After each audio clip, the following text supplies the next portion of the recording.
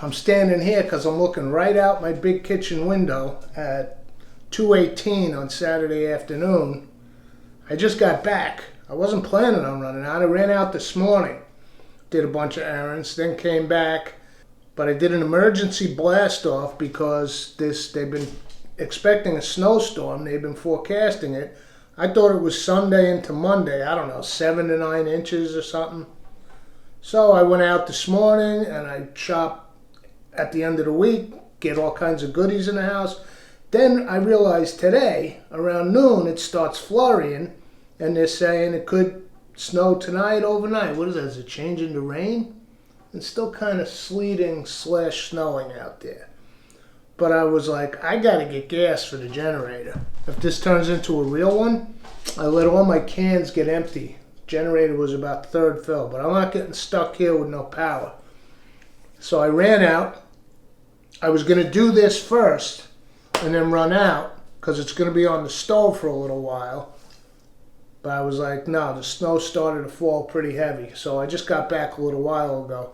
And nothing like a snowstorm for some sauce with braciole. Let's do this. It's right behind me.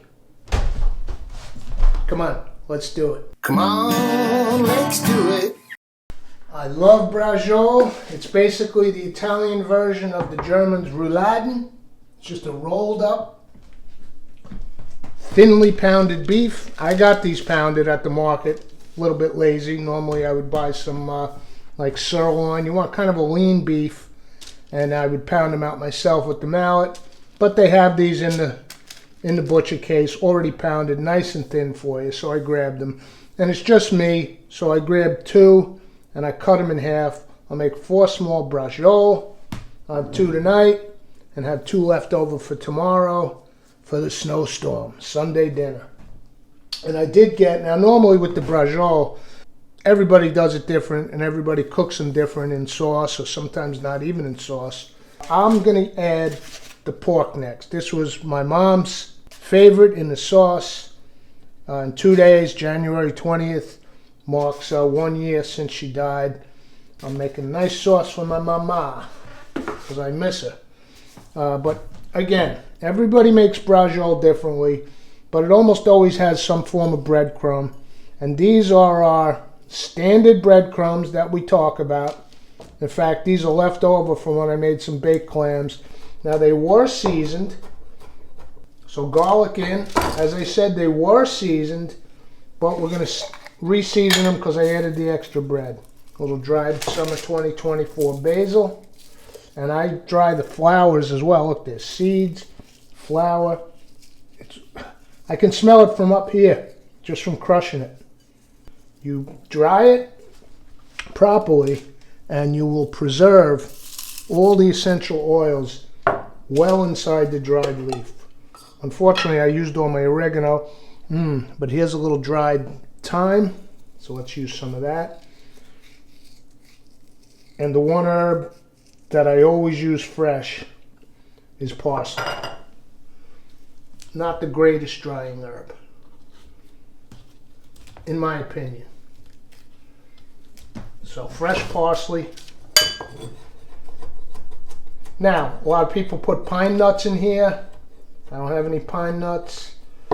I'm just going with breadcrumb. Baked clams, stuffed mushrooms. This is the ubiquitous Italian breadcrumb mixture. Of course, Parmigiano Reggiano. And this also, when you grate the cheese in, beefs up your volume a little. So I thought maybe I wasn't going to have enough. So I've got plenty of breadcrumb for these 4 small rouladen, aka a braciole. Extra virgin olive oil. We want these going in wet. Mix that cheese in. The aroma of this breadcrumb is jam-packed with so many memories. Childhood, veal cutlet, chicken cutlet, stuffed mushrooms, baked clams. I use a little in my scampi. Not everybody does.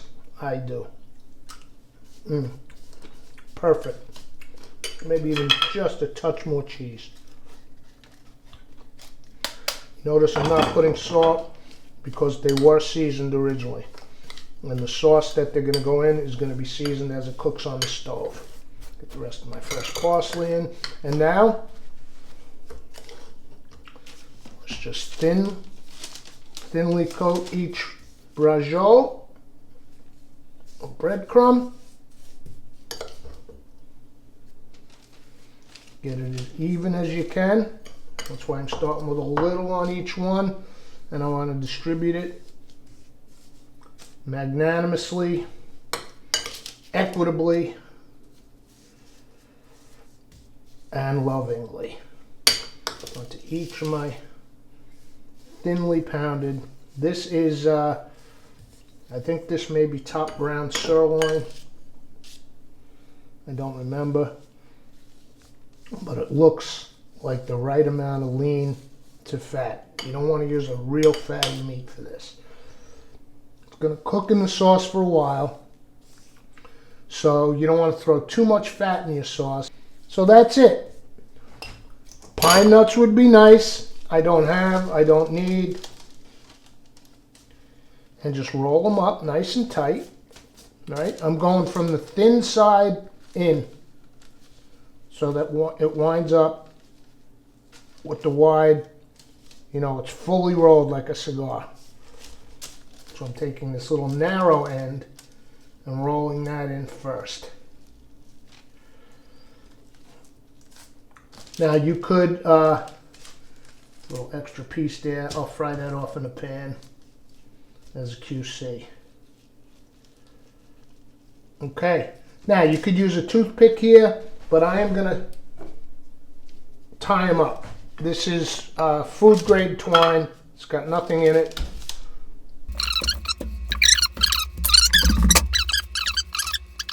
Okay, I've got 7 more of these to tie. I'll do them off camera, and I'll see you at the stove. I've got the Dutch oven seasoned up, lightly oiled nicely for this. Let me put another touch of extra virgin olive oil in there. And we're just going to brown off our meats. I did season them lightly with salt. I'll start with the pork. Thing with cast iron, it takes a little warmer to get up to heat, but then it really holds the heat. Get these necks browned off. And I think off to the side now, I can put my braciole in. Now I don't have any wine in the house. I'm doing that. I hate to use the term because it's cliched and it's hacked. That January thing. And I'm putting them seam side down. So there's no real wine in the house since like Christmas. You would, after this, want to deglaze this pan with a little white wine would be real nice. Even red wine. I'm just going to use water. I do have chicken stock in the freezer, but it's frozen rock solid. I'll just use a little water. These tomatoes, I got 4 cans of these as a gift from the Bean for Christmas. I don't want to tip it because it's open. They're phenomenal. So they don't need a lot of extra flavor. In fact, I'm just going with the homegrown garlic. That's it. No onion, no shallot, no other aromatics. Just a few cloves. Some sliced up garlic with these meats in there. Be a beautiful sauce. This is like that John Prine line. It felt just like Sunday on Saturday afternoon. And then when the sauce goes on with the meat in it, it's going to braise for at least an hour and a half, maybe a couple hours, so I can sit down, relax, read a book. Got a couple good books out of the Stone Ridge Library today. All right.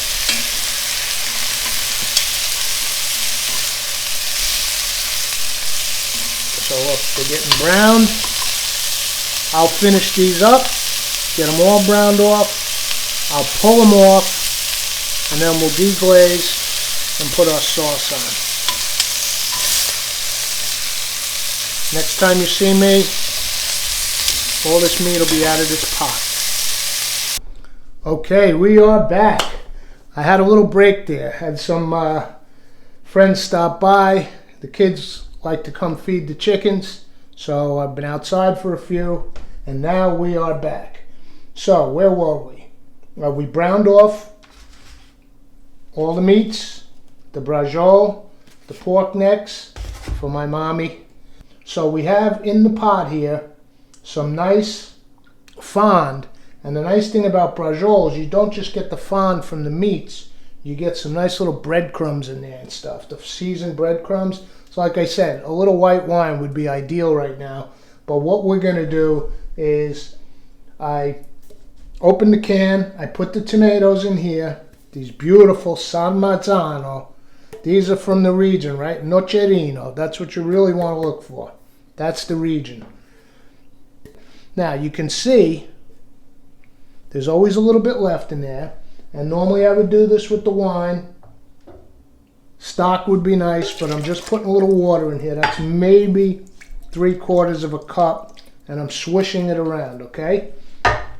Now what I did is I put the tomatoes in the bowl here. And I just took my hand, clean hand, and gave them a real good mash up. I want some chunks of tomato.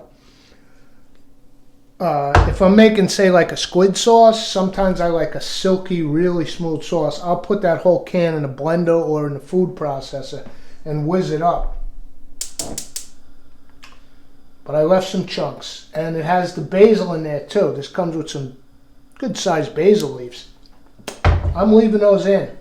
Sometimes on a whim I remove them. All right, let's take our garlic. I sliced it up nice and thin. There's that light sizzle. And I'm just going to toast it for about a minute. I don't want to burn it. And then I'll add the water. This water, now tomato water. Great fond in the bottom of the pot.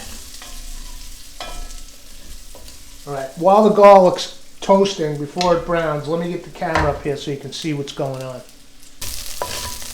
Garlic's beginning to toast. It's throwing off the aroma. It will tell you. It'll just release a fragrance. Let's go in with the tomato water. And now's when we can turn the heat up just a hair and start to deglaze that pan. Scrape up the fond. One of these is real nice. Nice flat edge. So you can scrape the bottom of the pot. And this is nice because it's rounded at the ends. So I can get all around this pot and get everything up off the bottom of that pot. That is flavor. I'm going to crank the heat because I actually want to evaporate some of this water before I put my tomatoes in.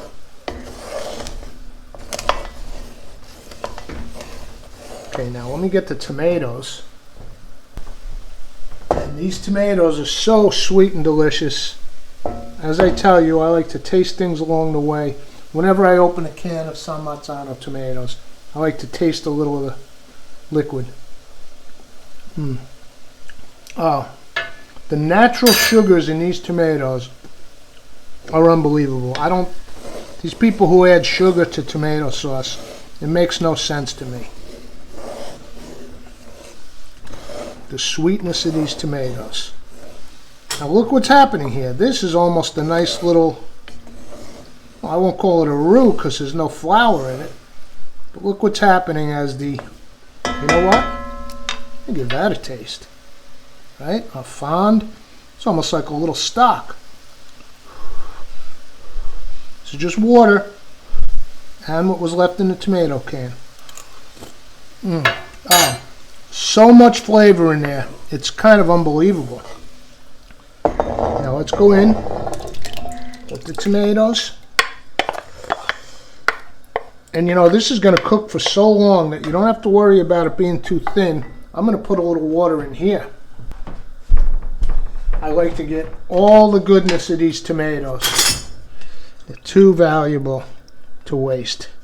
This water will cook off. The sauce will thicken up. So there you go. Nothing left in the bowl. The heat is up. Let's begin to season our sauce. A little salt. And I'm putting the tiniest pinch of salt because we want to taste it later. Remember, the meats are going in and they were seasoned. A little black pepper. Let's put just a touch of pepperoncini. I love it. This is not a Fra Diavolo sauce. We don't want to heat it up. We just want that slight essence. Just a couple of tiny flakes. That's such a nice flavor. Not enough to really bring the heat. Okay. So before we put the meats back in, let's give this a taste. And again, it's just me, single spoon. This is going to boil and then cook for 2 hours. So I'm not too worried about the spoon going back in.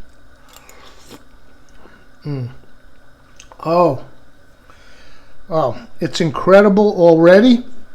And wait until that meat braises, gives off its flavor, takes in the flavor of the sauce. Oh, I'm so psyched. All right. Felt just like Sunday on a Saturday afternoon, John Prine. Let's get our meats back in while this is coming up to temp. We've got the pork necks.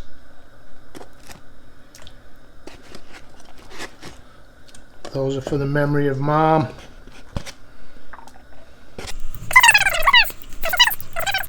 And here we go with the browned off braciole.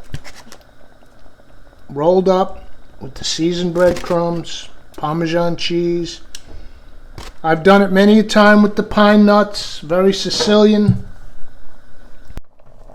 Okay, everything's in. I am going to add some more water because it will cook off, and I'll check it after about a half hour. Every 20 minutes or so I'll check it. If it needs water, I'll add. But that looks like a good consistency. And what I'm going to do is I'm going to turn on the back burner, turn it all the way down, and push this back. Turn this one off because the back one is a little less BTUs. The lowest BTU is back right over there, but I think we'll be fine here. Pop the cover on, and I will see you in an hour and a half to 2 hours. That's just going to cook. All right, we are getting there. It is 5:30 p.m. Still Saturday. The good news is the snow kind of gave it up for a while. I mean, originally it was all about tomorrow into Monday. So this morning when those flurries started, I got a little hyped. You know, I told you I had some visitors, so I kind of lost track of the time. I remember we started this in the 2 p.m. range. Now it's 5:30. I did have those visitors, so maybe they came, I don't know what, between 3 and 4. It was maybe a half hour I was outside with them. Maybe a little longer. But I'm tasting for seasoning. Oh. See, it's been in at least an hour, maybe an hour and a half by now. And this tomato sauce has really picked up the beef, the breadcrumb seasoning, the neck bones. I did come in a little while ago and checked one of the bones. You kind of want the meat to just fall off. It's not quite there. It's very tender. Well, it's almost there. Let's see. Nope, but it's not falling off. I can peel it off. So I'm saying another half hour, 40. Yeah. Not as fall off the bone tender as I want. I did taste it. I'm going to go with a pinch more salt. Just a little bit.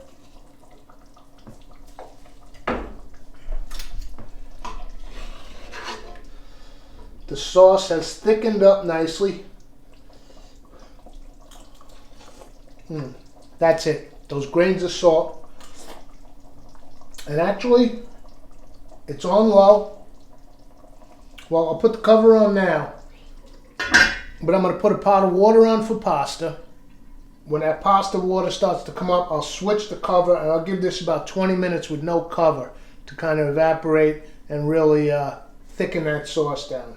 So I'm going to get the pasta water on, salt it, and then meet me over at the board. Let's talk about macaroni. Water pot's on, coming up to a boil. I've got a cover on it, it's salted. Sauce is bubbling away at the lowest temp, uncovered. Going to thicken it down a little, and hopefully all those meats will be tender by the time we're ready. Let's talk about the pasta. Macaroni. Now, with a sauce like this, braciole, I'm going to take the pork necks out. Normally in a Sunday dinner you would cook a big pot of gravy with your meatballs, your sausage, your braciole, bones, and then at dinner time, all the meats would be put in a big serving bowl and served on the side, and then the macaroni with the sauce. So, there's so many different kinds of pasta. I've talked about it before. Clam sauce, I want linguine. Spaghetti in a pinch. When I make my red sauce with squid, I like capellini. A sauce like this, bucatini would work, spaghetti would work. You could put it over penne. There's one pasta ever since I was a kid that I would ask my grandmother to make, and I couldn't find it. So I got this scalfani mafalda as a substitute. Nice, long, almost thin, almost like a wide tagliatelle, but with the ridged edges. I thought that would work with this nice ragu. And then Friday, after work, I'm passing by another market. I'm like, let me just pop in. I wanted half and half for the weekend. I knew the storm was coming. I want to get stuck with no dairy for my coffee. And lo and behold, there it was. Grandma, make the curly macaroni. Make the curly macaroni. Fusilli lunghi, the long fusilli. There's a fusilli. You'll see those little, they're about that long, spiraled. Used a lot in pasta salads. I don't care for that pasta. To me, if you say fusilli, this is what I think of. And this is what I like with a meat sauce. Chopped meat. I think we did this with chopped meat once, many episodes ago, didn't we? But for a nice thick ragu, here we go. Nothing wrong with the mafalda. I'm going to save this in the pantry. This will come in handy for a dinner party with a nice ragu, maybe a lamb shank ragu or something like that. So I'm going to save that, but I'm glad I got this for tonight. So we know what we have for our pasta. I'm going to wait for the water to boil. I'll just boil the pasta. You've seen that 100 times on this show and others. I'll boil it off till it's al dente, and the next time we get back together, we'll be plating up and serving. I'm really psyched. All right, the pasta's in, and what I like to do with this fusilli, if it's penne or something, I can just use my big slotted spoon or a spider and scoop it out. But for this, I like to put in a colander like this. It's cooking inside the colander, and then I can just drain. It's kind of like those in a restaurant. They have those big pasta pots with the portion little units. It's kind of like that. Sauce I covered back up. So now, pasta will take a few minutes, but I can start fishing out my neck bones. It'll make it easier to spoon the sauce when we want to put it on the pasta. And as I mentioned before, this is how you would serve family style at the table. All the meats would go in a big bowl, a more attractive bowl than this, and go on the table. And good, here's a bone. The meats are starting to now fall off the bone into the sauce. And that's what you want, almost like a pulled pork kind of deal. Let me get the bracioles. They shrunk down. There's 4 of them. We're going to take the strings off. They should be nice and tender by now, with that stuffing in the middle.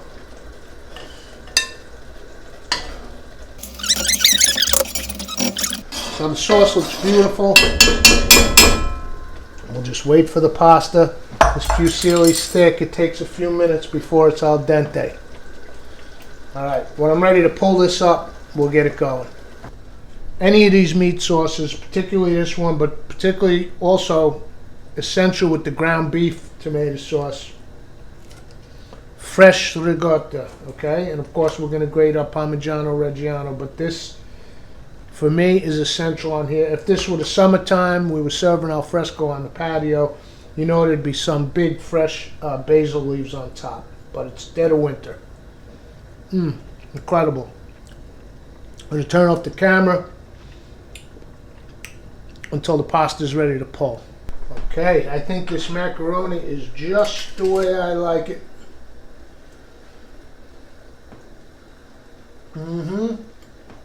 Al dente,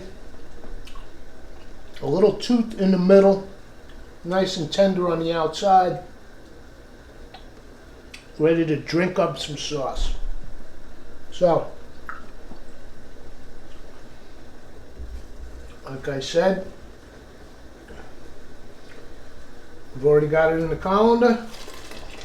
Give it a nice drink. And by the way, I was wise today. And another reason to do this, I actually got the old kitchen scale out and measured 3.5 ounces of pasta. If I cooked 4, 5, 6, it'd still be all going down. Never rinse your pasta. You don't need to put oil on your pasta. Just drain it off. Sauce was off. Let's get some on top of this fusilli. Oh yeah. I see those basil leaves from the can of sauce. Don't worry, you'll get the close-up. I already had a couple of neck bones while I was waiting. Oh, let me turn the camera off. I'm going to cut the strings off the neck, off the braciole. Okay, I got my braciole with the string off. I did add another little neck bone just for presentation purposes. Let's get some fresh ricotta on our plate. Put that on the side and over the top. We'll grate some Parmigiano Reggiano.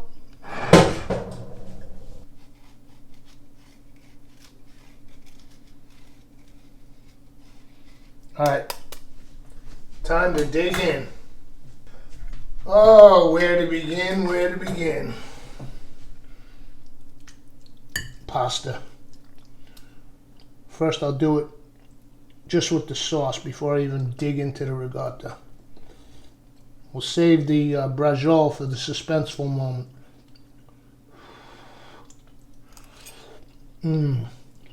Oh. This sauce is so rich from drinking in. I'm telling you, the breadcrumbs, the seasoned breadcrumbs, add so much flavor to the sauce.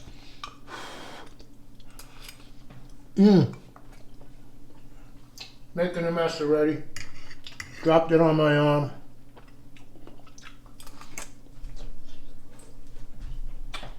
That's what I get for eating something over the counter,